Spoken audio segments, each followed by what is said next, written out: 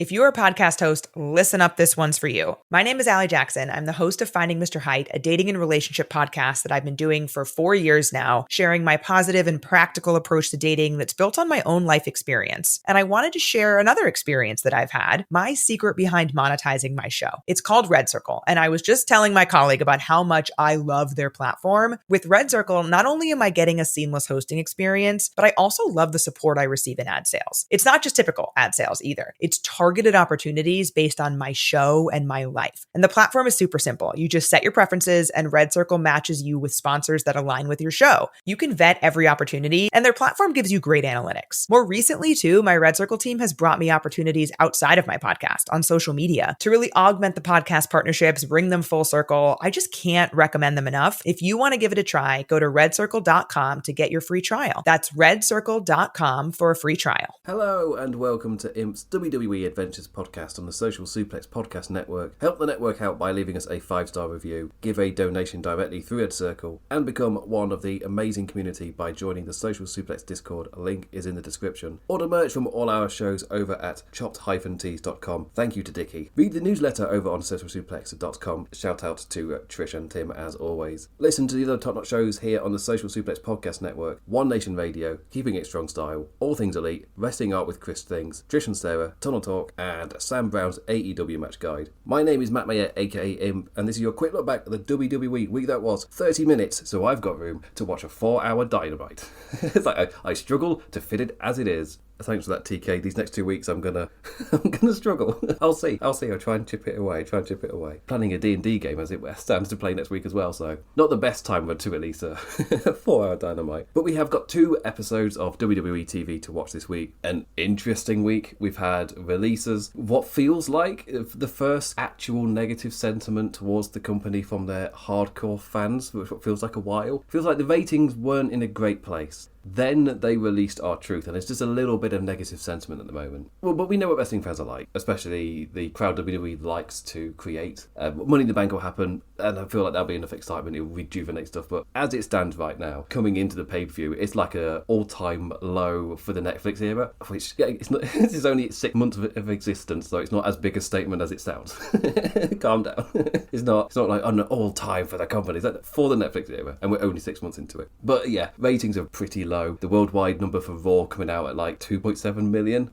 Bloody hell. That's the worldwide number, never mind. Like that means the American one can't be that high. That's the worldwide number. But as somebody who's watching these shows and talking about them every single week, what am I saying? I'm saying that that midway point for the shows for like 3 weeks in a row, they've just been so kind of like nothing, with the crowd not really reacting. As if I'm watching that on Netflix, why would I get excited right now for WWE? I just wouldn't. And this is a normal kind of lull period anyway. It's just interesting to see how Netflix reacts to that rather than how a TV audience reacts to that. And the Netflix audience as well, like when I watched Monday Night Raw, I didn't watch it until today, so that's why I've not watched Dynamite yet. It's like I didn't watch it till the Thursday. Now, I am not on those live numbers at all. I watched the edited version and I enjoyed my 1 hour 40 minutes.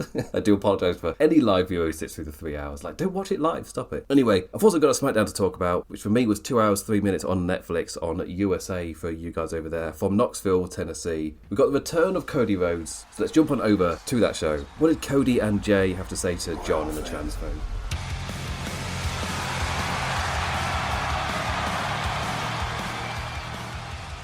Cody making his first Smackers appearance since WrestleMania, given the time to soak in the chants and applause, apologising for getting worked up about the whole Cena thing instead of enjoying the return with the fans. Pivoting into the Jey Uso surprise, I just assumed they yeeted through the ad break chanting one more time than when they were back, but using it perfectly to bring out Cena, who surprised with his own Money in the Bank partner. So out came a misinformation spreader to, I guess, kind of lean into that and tell confident falsehoods. I should be champion. You needed Cody Rhodes to save you. I like the dynamic of Cena using the man for his own end and not really respecting him at all. That nearly showed its face when the transphobe stopped John from leaving, but instead we followed straight into the babyfaces beating them both up to send Knoxville home happy. And we've got Money in the Bank coming up. So these shows are coming in so fast. It's relatively insane. I was trying to figure out when is this stuff? Like, how long have I actually got? And me just realising that, oh god, no, like it's it's like this weekend, yeah. Because last week, obviously on Friday, I'm editing my Saturday night's main event show. So for me, it was like, oh, it was only last week. It's like, no, it wasn't. Oh crap, we're already at the next show. Like 2 weeks is nothing. That is so little. They were building to Money in the Bank whilst we're going towards Saturday night's main event, because Saturday night's main event is a bit of a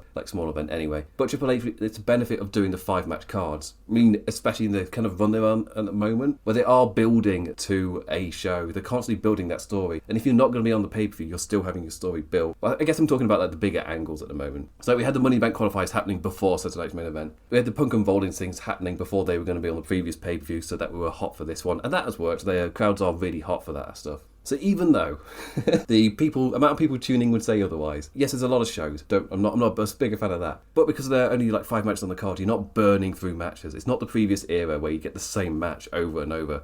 It's not that at all. We are getting relatively slow builds, and they get on a pay-per-view often when they deserve it, especially for their big angles. Other stuff, it feels like there's a lot of stuff not really receiving the attention. But I brought up the Money in the Bank qualifiers, so let's jump over to them. Naomi versus Jade Cargill versus Nia Jax. Hometown Bianca Belair opened the show. She did Tennessee things that I definitely understand and wasn't so completely culturally separated that I had no idea what was going on. Then got to her former friends storyline. We had so many of those when Trips was the NXT guy. Good to see it on the main roster. Still the same habit. Which obviously called out Naomi, and oh, look at that. She's in her ring gear. And what a coincidence. Out came Jade Cargill, also in her ring gear, who happens to be one of the Money in the Bank qualifier opponents. And oh, Nia finally might as well for our ad break lead up into the setup for the triple threat. One of the shorter Money in the Bank triple threats. The crowd only really reacted for the final few minutes. To be fair, it really did pick up with shit like Jax hitting a Samoan drop off Brett's rope and the pinfall into it by a Cargill splash. The finish came after Nia went for a 2-person sit on them, but Naomi moved out the way, just let Jade get sat on and then rolled the lass up. And I'll be honest, in a Money in the Bank ladder match, I'm more excited about someone like Naomi. In that kind of match, she's the innovator coming up with the new shit. Jade Cargill isn't really the kind of person I want to see in that type of match. And Jacob Fatu versus Andrade versus Carmelo Hayes, the type of qualifying match where there's, you would assume, only one winner.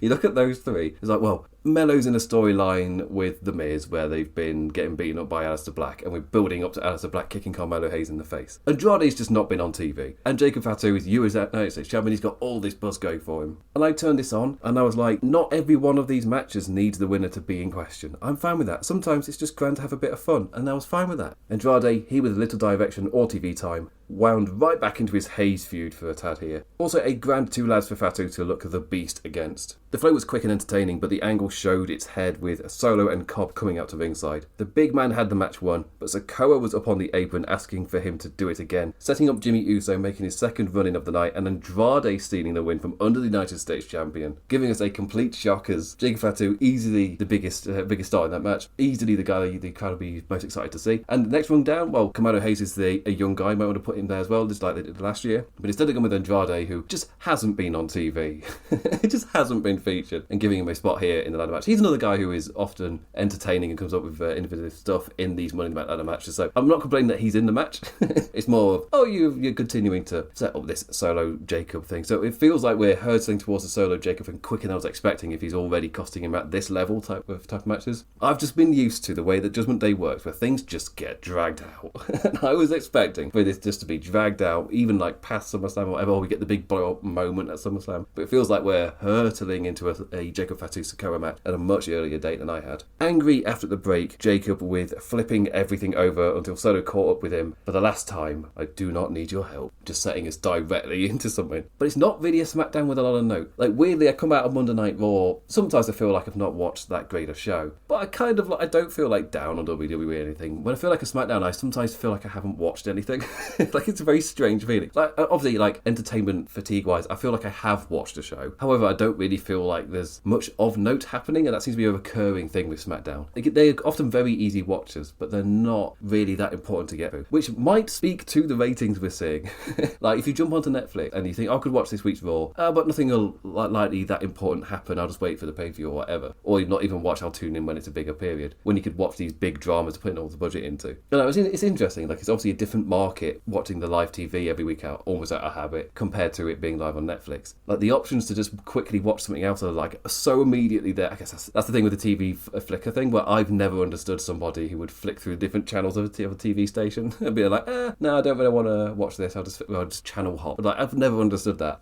I watch a specific program. I turn on your channel because I know there's a specific thing I want to watch. If I don't want to watch that, I'm not turning on the TV.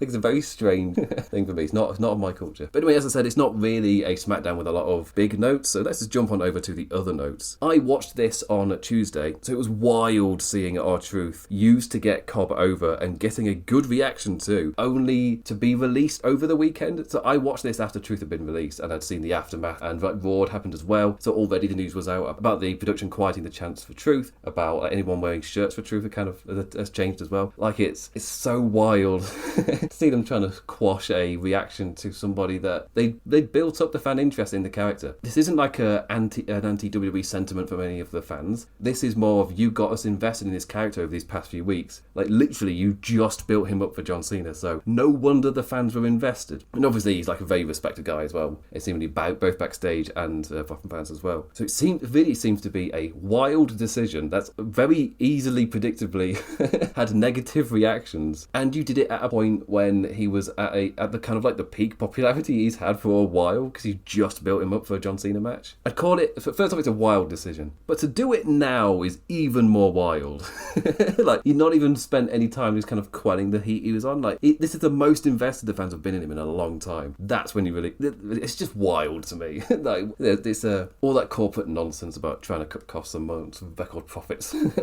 Once again, rearing its head just like it's doing in every business, especially in America. But yeah, it's a wild decision to do it now, when even just waiting for a bit, so at least fan perception is a bit closer to, you're not really using him as much. It's like, the writing's on the wall. There's a few people where the writing is on the wall for them. Like, you're worried for people like Bailey and that who just aren't being used. No, not only is he actively being used, he was in the John Cena title match or whatever it was, that Saturday night's main event. Got a great reaction. Came out of SmackDown here, got a great reaction, used to put Cobb over, and then he's just let go. Like, it's so strange, wild. Cobb's Mateo music is generic guitars with an aggressive rap over the top, but at least there's no like JC at the start before his riff hits or anything. There's always time.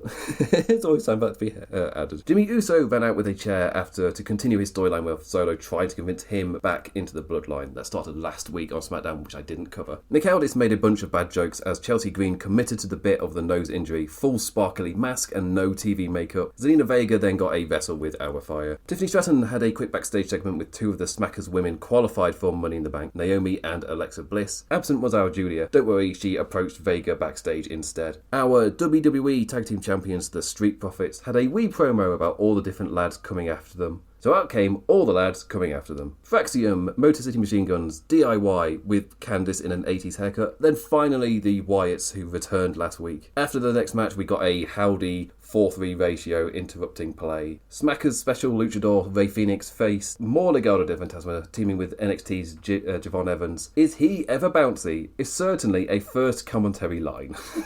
So I thought you wanted me to get invested in these guys. Yes, he is bouncy, but there's surely a better way to introduce someone. Ethan Page was also on commentary for what I assume were NXT reasons. I don't know, I don't watch it. Damian Priest got his victory lap following the Saturday night's main event cage match. His exit after flowed into a quick Fatu stare upon the man's entrance for his Money in the Bank qualifier to maybe give us a United States Championship little nod. And that's a SmackDown. More qualifiers, little nods, little nudges, just sending us into stuff that we already know is happening by the time we get into Money in the Bank. It just feels wild that it's this time. I almost feel like that you were getting storylines. You see it sometimes with TV shows. You're getting storylines that are maybe set to take place over multiple episodes or over a season or something. And instead they're like, oh crap, budget reasons or actor leaving reasons or but whatever. Suddenly we've got to do it in one episode and it just zooms by and you're like, oh this is happening.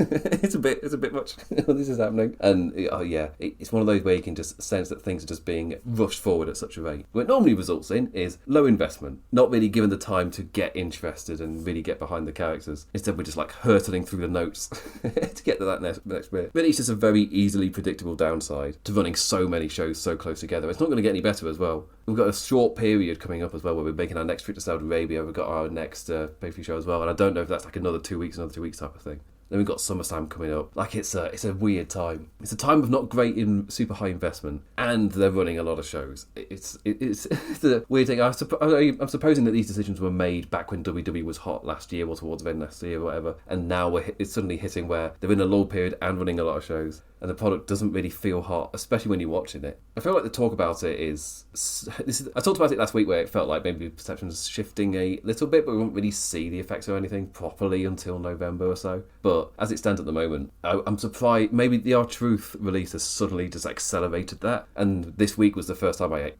actually felt it. It's like, oh, there is a bit of a there's a proper negative sentiment here, and we want truth stuff happening during a segment with characters that they like in the main event. Oh, that's crazy. I mean, we'll get to that. Actually. Let's jump on over, because up next is Monday Night Raw, 1 hour 49 minutes edited version on Netflix for me. Hell of a week for WWE to be in Tulsa, Oklahoma, given the questions Linda McMahon completely failed to have any education on regarding the city's history. The skip intro button now jumps past the recap. Hooray! Not just title stuff. If there's a recap on the show, now I can skip like 4 minutes in. Like, oh, bloody hell, I'm already at 1 hour 45. 1 hour 44 minutes by the time Punk's music hit and that got underway. Speaking of those 2.7 million around numbers published by Netflix themselves, why not jump to the Punk rolling storyline that's currently being met with record low after a new record low stream numbers? So let's jump on over. I think I, with the rest of the WWE crowd, are relatively enjoying this storyline, but it feels like the one fire that's burning at the moment. The others are all either bubbling up or they're being held on the hob. It's just like, come on, I know, with EO versus Rhea Ripley's really the only match we have in our locker. Like, yes, we've got Liv Morgan, we're going to have to save her, because literally we have only got Rhea Ripley. So, and EO's just not defending on, she's not defended the title since WrestleMania. She has been on TV, just not for like 2 weeks now. Anyway, let's jump on over to Monday Night Raw, CM Punk, Sami Zayn and Seth Rollins. AJ Styles now up to the apron now. Styles measuring his man. Styles looking for a phenomenal forearm and a headbutt by El Grande Americano. That headbutt took out Styles. El Grande Americano's going to Money in the Bank. Punk opened the show with basketball banter that I definitely understood. I just know so much about American culture. I'm so aware of it. Before getting to the jabber on Money in the Bank and addressing the two champions he's planning on cashing in on, hyping himself up to win his qualifying match and go after gold, right before Sami Zayn's music hit. This was where we got our first We Want Truth chants, breaking out as Sami Zayn was on the ring apron. I am watching the edited version as well, so I suspect I heard less in the live stream, and I definitely know that we heard less than them was live in the arena, because they turned that shit down. They were quashing that immediately. Sami then also hyped the Chicago Man up to win his qualifying match, because he refuses to let Seth become world champion. Sami and Jey Uso faced the Killer Bees. Halfway through the show, Seth interference called out Punk and set our character table for the main event. My focus is elsewhere, so I've not noted down any B puns. I was just like, oh, this is a match that happens and we move on. Don't worry, they'll be coming. they'll stay buzzing about. We'll get something. The main event was a Money in the Bank qualifying match, CM Punk versus AJ Styles versus El Grande Americano. A fun little main event as Ring of Honor from 20 years ago clashed with modern day WWE bollocks. He's Chad Gable. No, he's not. Dueling chants as we return from ad break, so at least you know this whole character is appealing to the right audience. Like, they're in on it, they're enjoying it. Right before production had to quiet another We Want Truth chant, at the point of the flow kicking into the next gear. The commentary as well didn't note it happening at all, and when the first one broke out, CM Punk did a pretty strong job of just immediately directing into a strong character beat and getting the fans invested in what was happening in the ring. Gable really was a carrier of the pace and momentum in this triple threat with the older lads. Like how Punk rolling out the ankle lock sent Chad sprinting across the ring into a standing in wait AJ for a Styles clash. Kind of just felt like he was putting in all the effort for the ankle lock, then to get to AJ just standing there waiting, just to sprint across the ring and try to like elevate himself up into the Styles clash. Like, oh, he's putting in the effort. Putting it in. Or the bridging pin being broken up with a moonsault. Punk had the match won after a GTS to Grande, but with suspiciously stuck out leg, he was yanked out of the ring by Breaker. WWE main event means big interference and ringside kerfuffle time. AJ Styles jumped out onto all of the lads, but for his forearm back into the ring, he was instead met with a Grande headbutt, and production again had to turn the crowd down as they cheered instead of booed. They cheered. They were fully in on Chad Gable and they cheered when he won. But hey, hey, look at these bad production habits still existing. I've never understood. I understand if you're hoping to get a boo reaction instead of get a cheer. It's like, oh crap, this is not what we want to present. My rule there is then change what you're doing backstage. Don't turn the crowd down because they're not doing the noise they want you to do. Turn them up, they're making a noise. You want an atmosphere over the correct atmosphere. Do it. It's like, sure, 100%. Post-match brawl as Leather Jacket Seth beat the lads up with the help of his killer bees. It was a kerfuffle breakdown main event that we've seen so many times. Trying to build up that heat in the exact same way we've seen so many times. And I remember we got to a point with the Mania build as well where they started the direct build for that with the brawls all the time all over the place, and they had to change into the character pieces as we got closer to the event. But we're back into loads of more brawls. Basically, I just watch it and I'm like, I can see why people aren't tuning in. Like, it's not exhilarating stuff. Perfectly fine carrying stuff, and you are building the characters perfectly fine and okay, but it's not that exciting to watch, really. And maybe that worked a lot better on the previous generation of audience than it does on the Netflix one. Because all I can see really is the Netflix one aren't particularly tuning in. But we haven't got any data. We don't actually know what happens when we're out of a lull period and get close towards SummerSlam. What's the audience like? This is all new territory. The other Money in the Bank qualifying match was Liv Morgan versus Stephanie Fakir versus Ivy Nile. If anything, it's just interesting to see how much better Fakir is in the ring compared to her WWE star counterparts. Like for me, Liv Morgan is still up there as one of the most improved. Ivy Nile impressed, keeping up more as well. But you can just tell Fakir is on another level. A snap and swiftness to her execution, able to go at such a quicker pace. You just know there'll be people backstage telling her to slow it down. Like, nah, bring a new feeling. Everyone going the same gets boring. Fakir has an excitement to the way that she wrestles. Surely encourage that. Surely. The product kind of needs something. Like, surely. The triple threat dynamics properly flowing towards the end. Taking care of one person leads you into being vulnerable to the third. Fakir got a video play package before her entrance. The crowd were easily reacting loudest for her and popped loud for her win. Morgan hit Oblivion on the eventual winner, only for Nile to break up the pin and drag Liv to the outside to meet the steps, which led into the American-made last right into Fakir's knee. And I thought this was a very strong showcase for Fakir. And Money in the Bank, I feel like, is going to maybe play the same card as well, especially if the Raw viewing figure numbers are what they are. Then it makes sense to just have a live showcase on the pay-per-view. Because another thing as well is, in terms of like the viewing habits of stuff, are people turning up for the pay-per-views? And because it's like every month, they're turning up for the pay-per-views, but not necessarily the weekly shows. Again, we need more data. We need things to happen. I can't jump to these big conclusions. There's a reason that I just wasn't built for Twitter. I can't have big immediate opinions of good or bad, like in the instant. Like, no, I need more. I need to see how the data flows over the course of time. I mean, currently, it doesn't look good. It doesn't look good. But I want to see how the patterns emerge and things, because we know as wrestling fans that there's the ebbs and the flows, like, of the grand stuff overall, mostly of things influenced from like half a year ago, finally like having its effect on audiences and things. Just look at AEW, they hit their stride properly in November, but they're not getting the huge plaudits for the streak until like now. Perception takes time to shift. And speaking of perception, as I said, I was expecting that WWE might see a bit of a negative, maybe in October or November, but it feels like they have massively accelerated that with the release of R-Truth over the weekend. But he wasn't the only one let go. Carlito's contract is being let run out as well, and he wasn't in the Judgment Day backstage segment this week, and it almost feels like those two being let go. Carlito's was a contract that didn't get renewed, whilst R-Truth he was actively released, which just feels even stranger. And I wouldn't be surprised if there's certain names now a little bit worried. But the R-Truth one especially, there were so many chances for him across this show, and they were actively squashing it. Like they didn't want these shows to be audible on the broadcast. But it's a self-inflicted wound. If you wanted to release him, you can just wait. And that's not how the stock market world works. If you want a thing, you do it right there and then. And there's not much of like long-term foresight in that world. But yeah, just letting him go now, it just feels.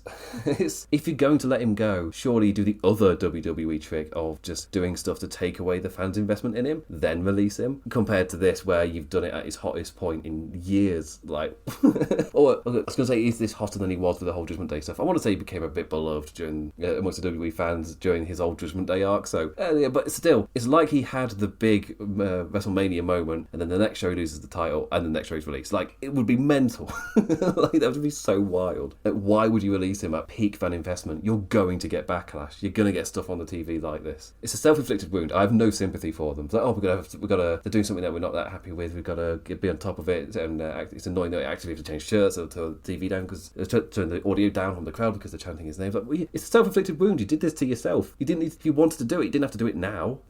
Like, just that's me get my thing of there's politics I like strongly disagree with, but sometimes I get really annoyed at politics being done badly, even if it's politics I disagree disagree with, and I'm just like, at least do it well. Like, I get, yeah. I've done it doing football as well, where I've watched a team playing against my Nottingham Forest, and I watch them do a bad build-up, and I do a kind of like out of instinct of seeing bad football. Like, oh wait, no, you're the enemy. I mean, boo, yay, you mucked up.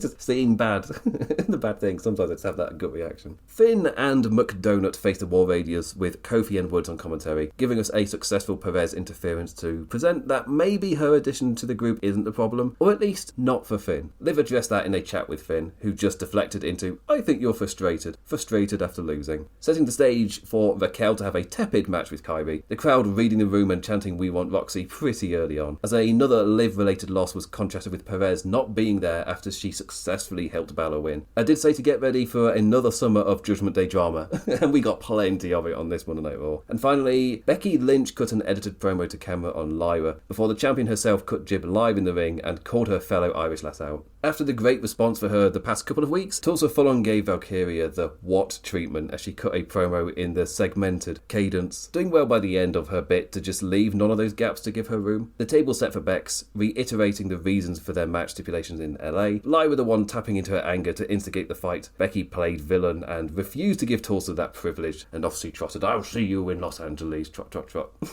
Off she goes. But yeah, my Monday Night Raw review pretty much echoes my SmackDown one. Yeah, we had our qualifying matches, and we had our continued setup for the stuff where it's already been set up. Other than that, like, we're getting character notes which are going to be used later on. You can just see why the people aren't tuning in.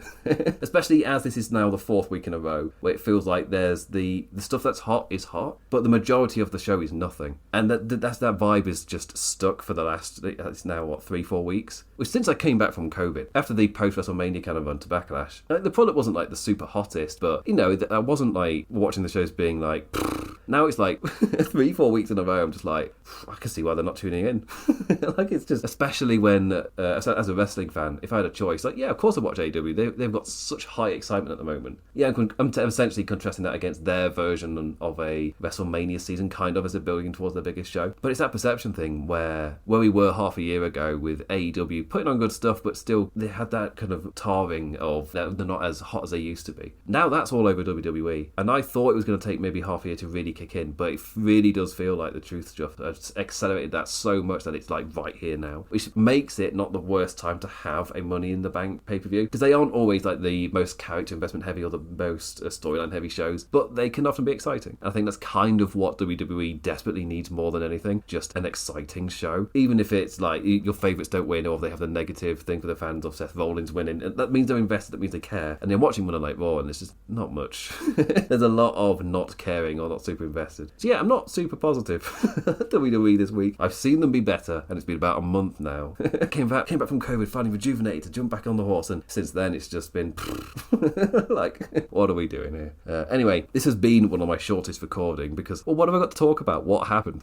What happened? I'll have more next week, obviously, with the pay-per-view and with the Monday Night Raw afterwards. I'm expecting, I'm not really somebody who likes to do big predictions and anything, mostly because I fell off that horse during the Vince era, where my stance on it was, you're not basing it on anything in the ring, you're basing it purely on what do I think the Booker man is going to do, rather than any of the stuff he's presented, because none of it mattered, so I just stopped doing predictions. So it's like, it didn't matter. And I never really picked it back up. I'd like have a selection of, oh, maybe you could do this or that, but I'd never do like proper predictions. Other than that, I mean, I've got avenues I wouldn't mind them to explore. And yes, Seth Rollins feels like the most obvious winner, and they've had a load of qualifiers where they've almost purposely thrown in somebody who you weren't expecting to qualify, which makes sense on Monday Night Raw with the interference of the Killer Bees and all that stuff. But they've also done it on Smackers as well. But even though it's predictable, I think it's way too, there's so many positives you can have with Seth. But then also you could have the consequences of what he did to get to the Money in the Bank match, and that we've been doing this past few weeks. You can have those consequences stop him from winning the match. But it's also partly because I do want to see him as world champion. One of the things Sammy said in his speech to CM Punk at the start of Raw was that this will be a Monday Night Raw that we will not like being a part of if Seth Rollins wins and becomes world champion. And you know what? Have him win. That's my main thing. It often gets that when you're watching like a film film as well, which isn't that well written, and you kind of end up cheering for the villain just to make something interesting happen. I got that in Transformers 3. I was like, yeah, get them, Leonard Nimoy. You get them. You successfully carry out your plan, because I'm just aching for something interesting to happen. Just aching for it. I feel I'm at that point with WWE. Seth Rollins is my robot Leonard Nimoy, and just go and win. Send us into the dark timeline, because it's something. It's something. Anyway, I'll be back this time next week to talk about Money in the Bank and Monday Night Raw, unless I've forgotten how the schedules work. The shows are so quick together, and I've already said that I'm forgetting where we're actually at, because it's such a rapid fire. But yes, I'm signing off this show. I'm not even going to look it up. I'm going to go purely off of like trying to recall it. I'm just talking to a friend. Is it this weekend? I can't remember. So anyway, I will bid you adieu. Thank you for listening, engaging, getting in touch in any form, any manner. Always appreciate it. Never take it for granted. I'll be back this time next week to talk about WWE, so you don't have to. With that, I bid you adieu. Adios. If you're a podcast host, listen up, this one's for you. My name is Allie Jackson. I'm the host of Finding Mr. Height, a dating and relationship podcast that I've been doing for 4 years now, sharing my positive and practical approach to dating that's built on my own life experience. And I wanted to share another experience that I've had, my secret behind monetizing my show. It's called Red Circle, and I was just telling my colleague about how much I love their platform. With Red Circle, not only am I getting a seamless hosting experience, but I also love the support I receive in ad sales. It's not just typical ad sales either. It's targeted opportunities based on my show and my life. And the platform is super simple. You just set your preferences and Red Circle matches you with sponsors that align with your show. You can vet every opportunity and their platform gives you great analytics. More recently too, my Red Circle team has brought me opportunities outside of my podcast on social media to really augment the podcast partnerships, bring them full circle. I just can't recommend them enough. If you want to give it a try, go to redcircle.com to get your free trial. That's redcircle.com for a free trial.